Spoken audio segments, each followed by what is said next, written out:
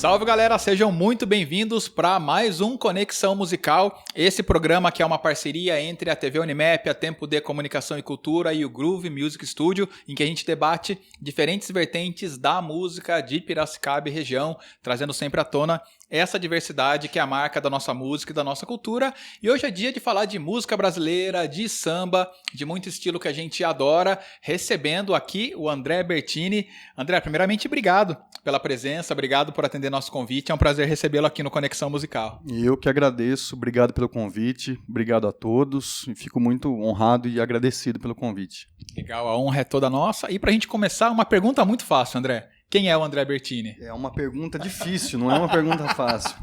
É uma pergunta difícil, mas o André Bertini é uma pessoa comum, compositor, produtor musical, pai do Miguel e da Luísa e casado com a dona Paula Bertini e um batalhador aí que, como tantos outros brasileiros, né, e tanta gente que está nessa batalha diária. Nós somos brasileiros e não desistimos nunca, pois né? Pois é. Se fecha os olhos, deve sonhar colorido, com o vento no vestido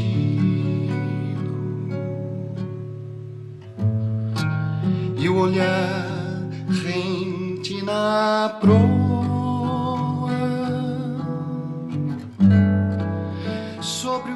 André, fala pra gente como é que começou a sua história na música, você que tem uma série de projetos, tanto direcionado ao resgate musical, como apresentações, composições, como é que começa a sua história na música? Então, a minha história na música, ela começou há muito tempo já, né? Eu tô com 38, eu comecei a tocar nas rodas de samba do Clube Atlético Piracicabano.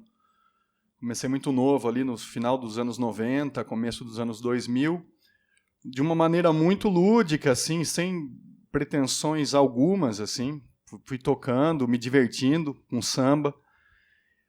Um pouco antes disso, eu me lembro que o primeiro contato meu com a música foi de ouvir o meu avô ouvindo rádio. Ele ouvia muito a Seresta, Nelson Gonçalves, Carlos Galhardo, Orlando Silva. Ele não é músico, mas ele tinha um ouvido muito bom, né? E é interessante que nesse mundo contemporâneo que a gente vive das redes sociais, onde dá uma falsa impressão que todo mundo pode ser o que quiser, por exemplo, está faltando ouvinte, né? Eu acho que a gente tem muito músico hoje e pouco ouvinte bom, como era meu avô sem ser músico, e me despertou essa curiosidade. E através disso eu fui conhecendo Seresta, fui conhecendo samba. Aí mais para frente, já na faculdade de filosofia, eu conheci algumas figuras importantes ali que moldaram um pouco o meu gosto musical e o meu trajeto aí na música, né? Uma delas é o Nilo Sérgio Braga, um dramaturgo que veio para cá para fazer filosofia, e a outra é o Nuno Moraes, José de Assis Moraes Júnior, que é meu parceiro, meu amigo, parceiro de composição até hoje. Ele é 3 anos mais velho que eu, e eu, quando era jovem ainda bons tempos. Quando era jovem ainda... Você não tem cabelo branco igual eu. Não, né? mas está ficando já está nascendo. E eu me lembro de ouvi-lo, né? Ouvir em festivais, ouvir o Nuno, que para mim é Zé, ouvi-lo já se apresentando profissionalmente, e aquilo começou a me despertar também esse interesse. Eu já tocava violão, tocava um pouco de cavaquinho, e eu fui meio que nessa coisa da amizade e na admiração que eu tinha pelo trabalho dele, fui conhecendo outras pessoas, novos parceiros, como é o caso do Saulo hoje, que é parceiro na produtora e é o meu parceiro mais constante assim nas composições. A gente se apresentou juntos em festivais, inclusive, gravamos um disco juntos, mas tudo foi acontecendo de forma paulatina, foi aos pouquinhos, assim, não foi nada abrupto. Eu não me apresento com tanta frequência assim na noite, nunca me apresentei, sempre fui muito tímido. Talvez por isso que tenha sido bem devagar os acontecimentos, mas estou bem, é um passo de cada vez, mas são passos sólidos, assim, vamos dizer, são passos seguros e estamos aí, né, nessa loucura toda. Sobre o mar de sentimentos, para acordar em algum momento,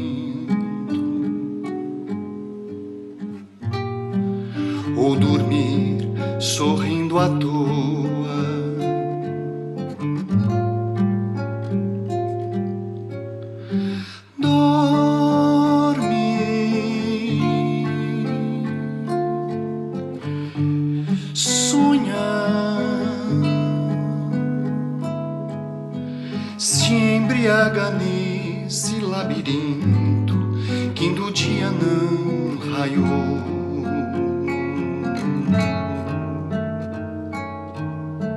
Legal que você falou da rádio, que foi uma grande influência para o seu avô e, consecutivamente, uma influência para você, né? É importante os meios de comunicação como uma forma de fomentar, de criar a sua opinião, e a rádio exerce um papel muito grande na música, né, cara? Fundamental, né? É até importante, até fundamental a questão da diversificação dos gêneros na rádio em função disso, né? O problema de você ligar a rádio hoje é que você não tem uma gama de ritmos e de gêneros como você tinha antigamente, né? Eu acho que a coisa se plastificou a um ponto de você escutar basicamente a mesma coisa, só que com outras pessoas cantando e outras pessoas tocando, de repente. Não que elas não sejam ruins, elas são ótimos, são excelentes artistas, estudaram para estar lá, têm um talento enorme. Só que eu, enquanto ouvinte, nem enquanto músico, mas enquanto ouvinte, acabo sentindo um pouco de falta de sentir ouvir outros gêneros, né? De ter a diversidade mesmo. De ter a diversidade. Que é a marca da nossa cultura, né? O Brasil é um celeiro musical de ritmos, samba, maracatu. Aqui no interior paulista você tem o cururu, que a gente estava conversando em off. Você tem a seresta de antigamente, que foi adaptada hoje, mas nunca eu acho que de uma maneira antiga, né? Você tem letras, por exemplo, contemporâneas, uma forma de tocar contemporânea, você tem músicos brilhantes nesse país, como a gente nunca teve. Esse papo, por exemplo, que a música, não tem mais músico bom como antigamente, não tem mais compositor, não.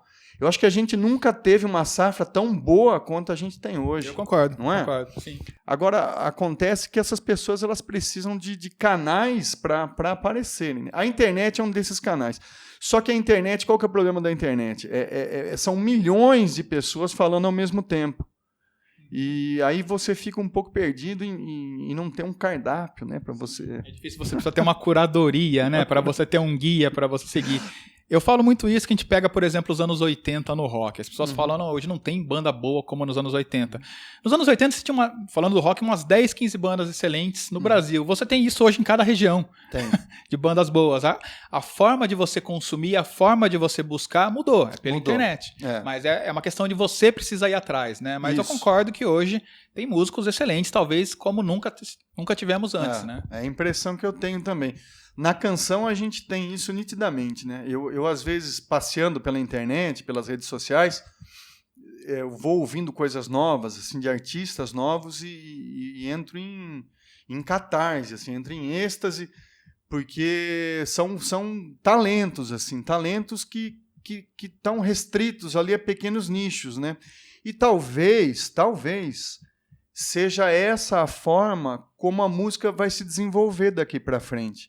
Eu acho que sem a massificação que a gente tinha de uma televisão, de uma novela, para você colocar uma composição e aquilo instantaneamente virar um sucesso nacional, eu acho que a internet ela vai transformar, ou já transformou, na verdade, a música em pequenos nichos. Ela vai segmentando o público e você tem que saber, enquanto compositor, enquanto produtor musical, enquanto artista mesmo, a trabalhar para o seu nicho, né? Trabalhar para aquelas 50 mil, 60 mil pessoas, que já acho que é um número interessante nos dias de hoje, mas desenvolver a arte a partir dali, né? Da sua arte a partir dali.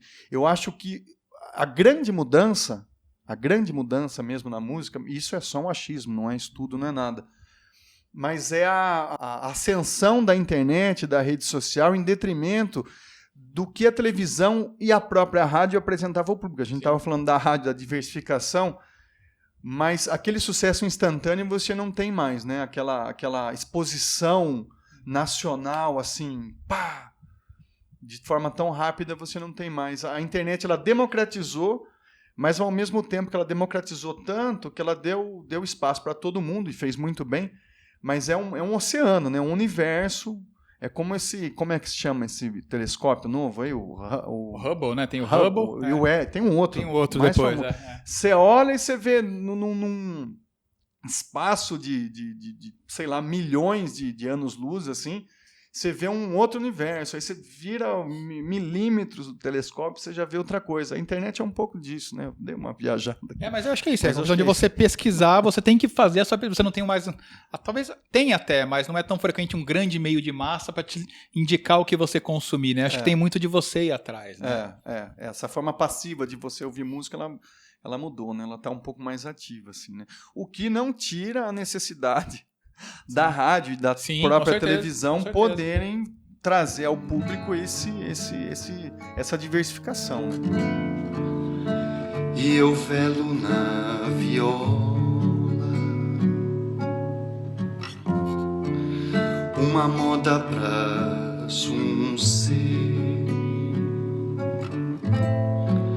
A tua de quem decola essa vida que avoa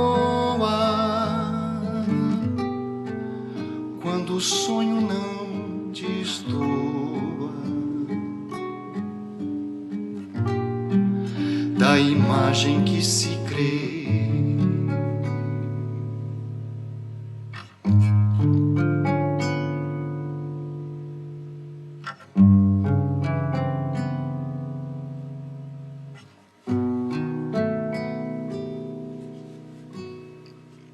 E falando de samba, André, o que te influencia no samba? O que você ouve, que você curte, que também te influencia nas composições também?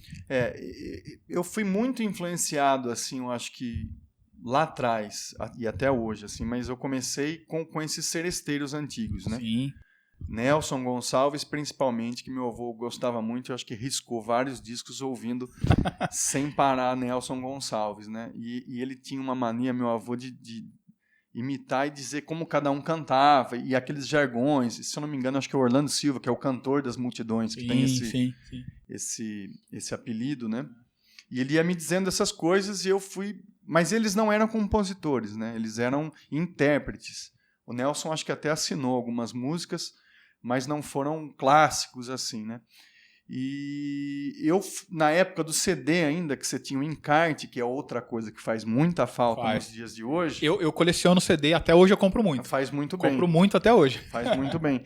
Porque no encarte é que você vai ter toda a ficha técnica de como aquele material foi produzido, né? Sim.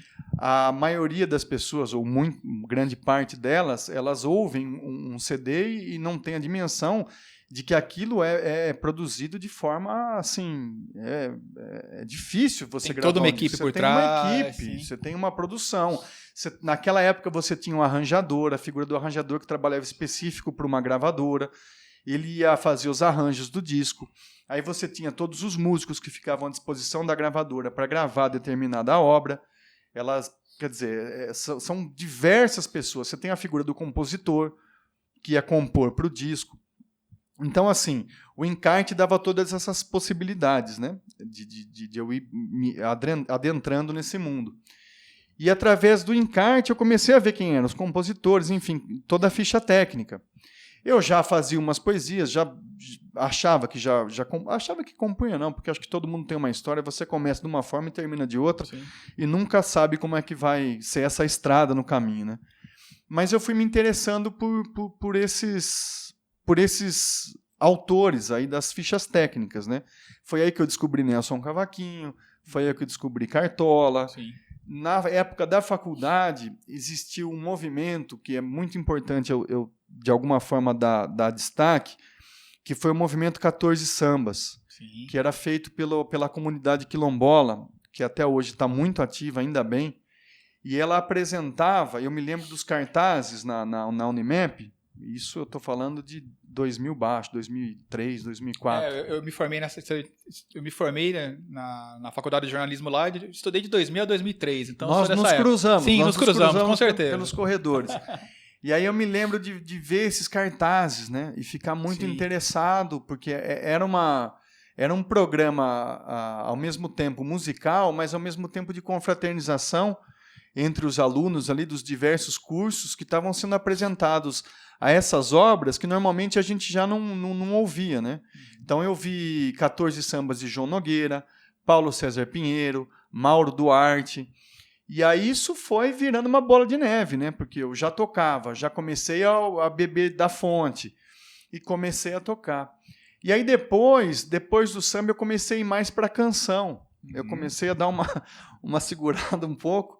E aí, aí eu comecei a ouvir muito Vinícius. Hoje eu ouço muito Chico. Chico é fantástico, né? Recentemente ganhou o prêmio Camões agora. Foi uma coisa muito bonita, merecida. E se mantém fantástico há décadas, né, se mantém. É um cara que você ouve, por exemplo, o último disco dele, ele tá com 70 alto já, né? E é uma coisa assim... É um assombro, né? É um assombro. Um depois do outro, extremamente influente ainda, né? Pois é. Ginga para mim é uma influência... não que eu faça o que ele faz no violão, mas é um espelho, né? A gente tenta sempre se aproximar de alguma forma, né, dessas influências que a gente tem. Sim. Meu amor, se fecha os olhos, sonha um sonho proibido que sonhava ter vivido. Sempre que o sonho lhe invade,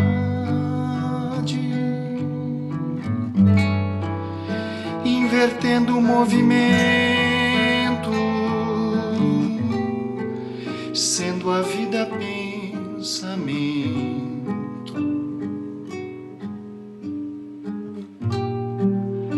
E o sonho de verdade.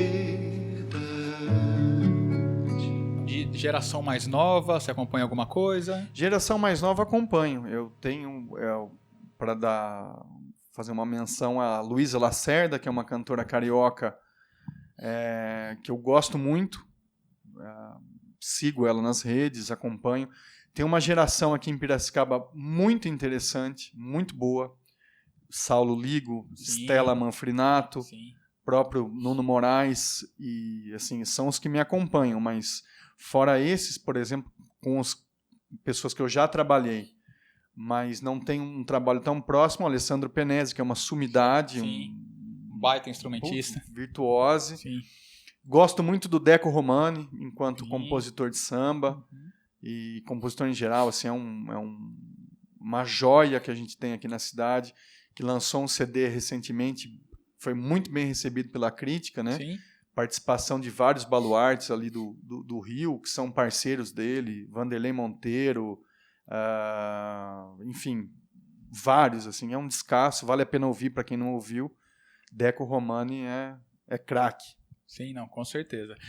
Gente, o André ele tem uma série de trabalhos aí voltados inclusive ao resgate cultural, ao resgate musical. Tem a produtora junto com o Saulo. O nosso tempo aqui infelizmente é curto, a gente não vai conseguir abordar todos esses assuntos, mas para quem quiser saber mais, André, sobre esse trabalho, tem rede social, como é que é? Tem rede social, tem Instagram, tem Facebook. A gente trabalha mais no Instagram, mas é só procurar lá Miolo Musical que você vai encontrar. E André Bertini também tá nas redes aí. Tem que ter coragem e um santo bom pra seguir viagem sem perder o tom. Muita malandragem pra cair de pé, muito sacrifício pra andar com fé e levar a vida do jeito que é. Viu?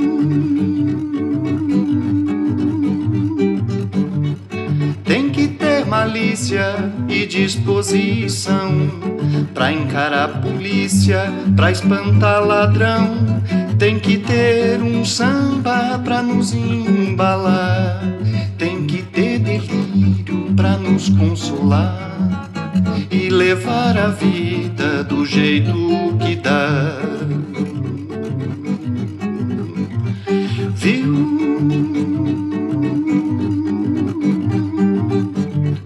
Tem que ter cuíca, surdo e tamborim, que pior não fica, que já tá no fim. Tem que ter um tempo pra se respirar pra tirar do peito esse mal-estar, pra botar respeito e poder cantar. Viu?